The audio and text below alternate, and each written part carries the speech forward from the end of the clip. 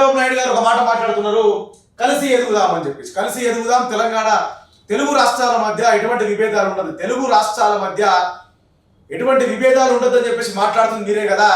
దాదాపుగా మీరు కూడా ఉమ్మడి ఆంధ్రప్రదేశ్కి ముఖ్యమంత్రిగా చేసినప్పుడు తెలంగాణ మీద మీరు ఎంత వ్యతిరేకత చూపించాలో అంత వ్యతిరేకత చూపించి, ఇప్పుడు కూడా ప్రజెంట్ ఇప్పుడున్న సిచ్యువేషన్లో ఇక్కడ ముఖ్యమంత్రి రేవంత్ రెడ్డి గారు ఉన్నారు కాబట్టి ఇప్పుడున్న సిచ్యువేషన్లో కూడా కృష్ణా జలాల్ని ఎట్లా తరలించుకోపోదామా అని చెప్పేసి అదే స్కెచ్లో ఉన్నారు తప్ప తెలంగాణకు న్యాయం చేసిన దాఖలాలు ఎప్పుడు పోలే.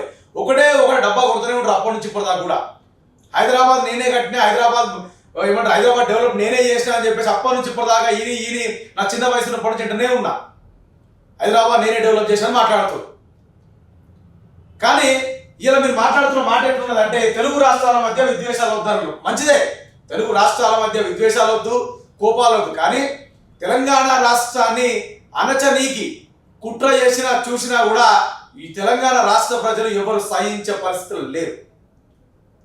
మీరు మాకు సహకరించిన రోజులు, తెలంగాణ రాష్ట్రానికి ఆంధ్రప్రదేశ్ గవర్నమెంట్ సహకరించిన రోజులు ఖచ్చితంగా తెలంగాణ రాష్ట్రం కూడా ఆంధ్రప్రదేశ్కి ఖచ్చితంగా సహకరిస్తాం.